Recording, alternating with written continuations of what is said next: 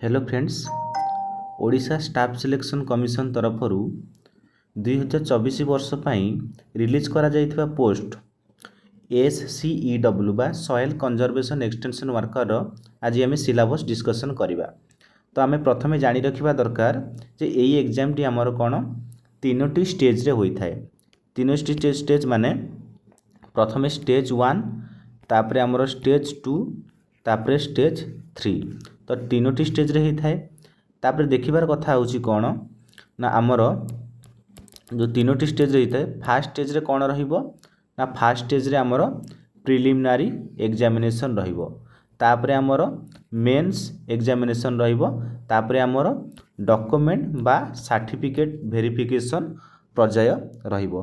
तो हम प्रथमे देखिबा जो प्रिलिमिनारी एग्जामिनेशन रे केउ केउ सब्जेक्ट कवर करूची SCEW, ठीक अच्छे, बा सॉइल कंजर्वेशन एक्सटेंशन वर्कर, ठीक अच्छे। तो देखिबा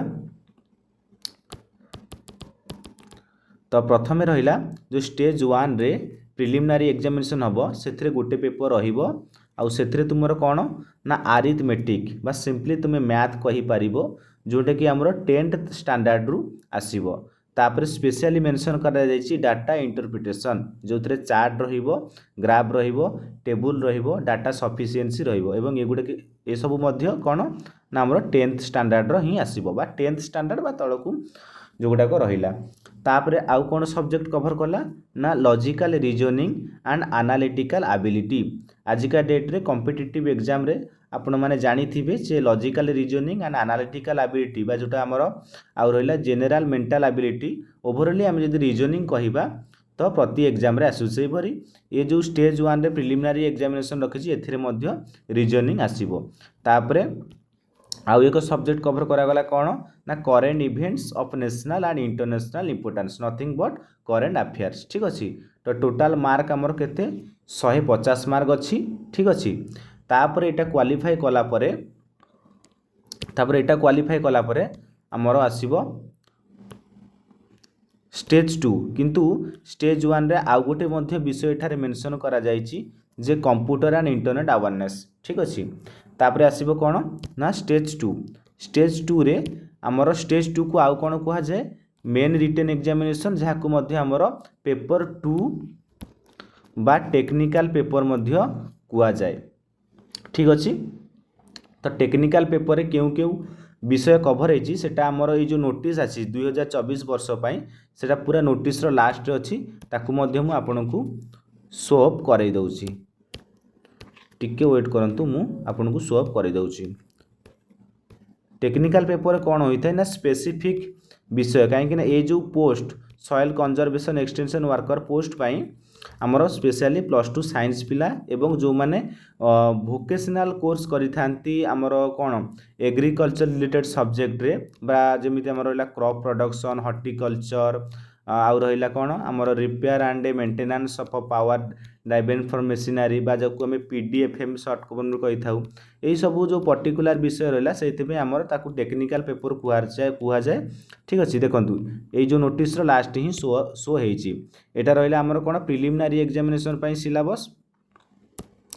टिके वेट, हां हमर प्रिलिमिनारी एग्जामिनेशन पई सिलेबस जोटा कि मैं ऑलरेडी कहि सारिछि आउ थरे आपण देखि दियंतु, ठीक अछि। तापर हमर टेक्निकल पेपर जोटा कि मु कहितली आपनकू टेक्निकल पेपर कोन रहिला देखंतु